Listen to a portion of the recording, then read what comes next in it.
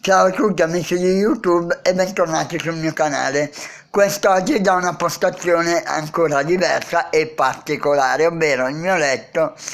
e ho scelto non a caso questa location per parlarvi di un argomento piuttosto particolare, ovvero i sogni, i miei sogni e qual è il sogno più grande della mia vita. Dunque,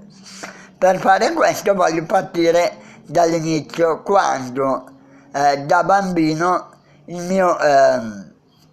sogno era quello di, indovinate un po',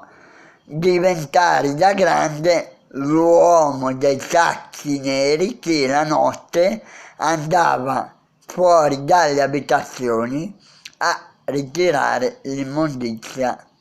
con la scopa in spalla, camminando sui marciapiedi per pulire anche le strade nel buio di una notte dove nessuno poteva né vedermi né udirmi. Col tempo questo sogno avrà il suo significato per quello che rappresenterà un pochino il forgiare del mio carattere. Dunque,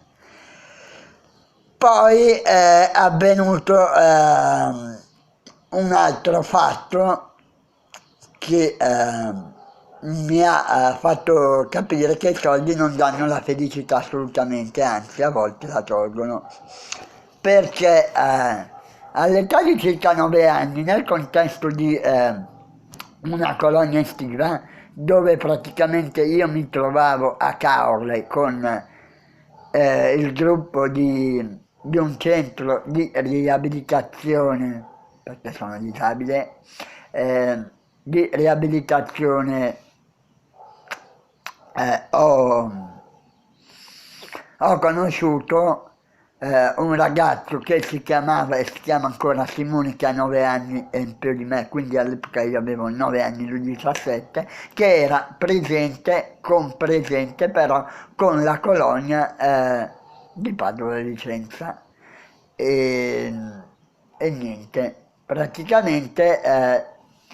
io ero lì con la colonia di Bosisio Parini e pagavo loro per fare quello che si fa, insomma, aiutarmi, curarmi, perché ero un bambino e niente. Praticamente tutti i giorni stavo insieme a questa persona, a questo Simone, col quale condividevo non tutta la giornata, ma diversi momenti con i quali praticamente io condividevo la giornata anche con i suoi ragazzi e stavo bene, perché comunque si sentiva che il messaggio che passava era pulito, era vero, tant'è che a un certo momento la coordinatrice dal suo gruppo ci chiede se vogliamo scattare una foto assieme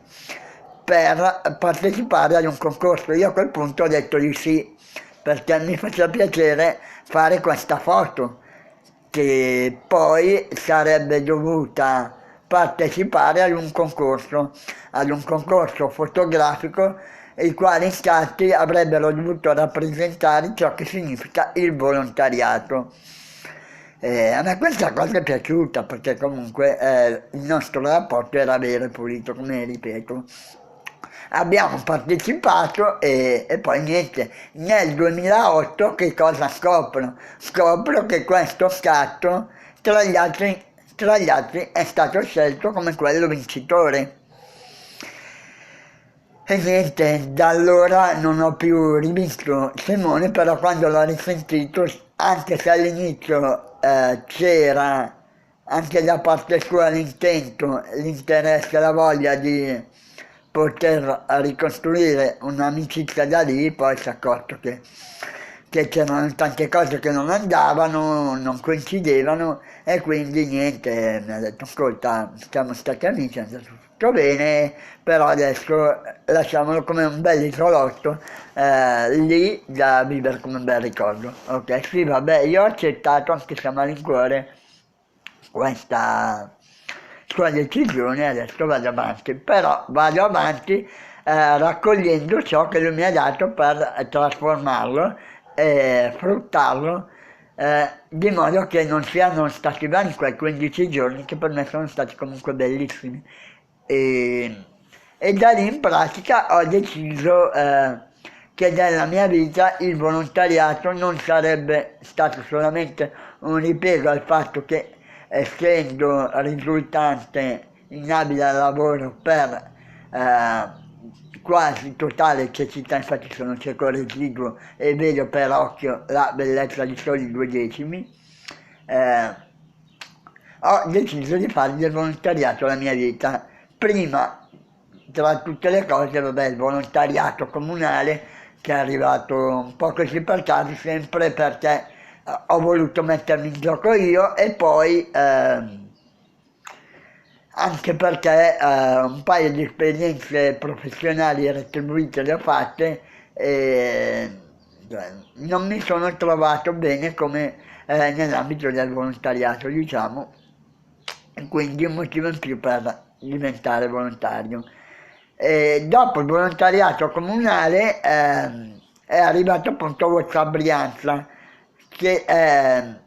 ciò che io ho dato vita 2 anni fa, ormai nel gennaio 2015, perché rendendomi conto che non esisteva nient'altro che delle app e dei siti di incontri a pagamento per chi voleva cercare, diciamo, un'aggregazione sana, pulita, alternativa a quelle serate passate male, piuttosto che vedere la gente allo sbando, ho deciso di mettermi io e di costruire qualcosa, però sinceramente non sapevo dove mi avrebbe portato, e fortunatamente quella è stata per me una grande pista d'inizio, perché da lì ho conosciuto diverse persone che mi hanno inserito in diversi contesti, tra i quali l'ultimo, quello del weekend, di cui ampiamente vi ho parlato anche in questi video, nei quali ho potuto confrontarmi con altre persone 2 giorni, fare nuove conoscenze e capire appunto ancora meglio che tutto questo non era nient'altro che un segnale. E niente, poi un bel giorno mi è venuta l'idea di partire anche con la rubrica di Ursa Brianza tramite vlog su YouTube, ed eccomi qui. Eccomi qui, se non che un giorno mi sono detto, ma perché non provare a cercare su Facebook dei gruppi per farmi conoscere come youtuber, come vlogger. Cercando ho trovato il gruppo YouTubers Freedom Italia, diretto e amministrato da Tropico e da Black, al che entrato lì dentro un giorno Tropico, l'amministratore, mi dice: ascolta, noi abbiamo anche un gruppo, anzi 2 gruppi su WhatsApp, se vuoi puoi unirti a noi. Anche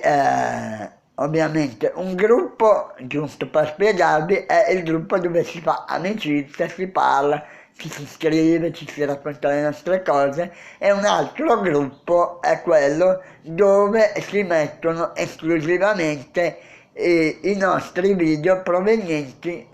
ciascuno da un solo canale a persona. Attualmente siamo dentro in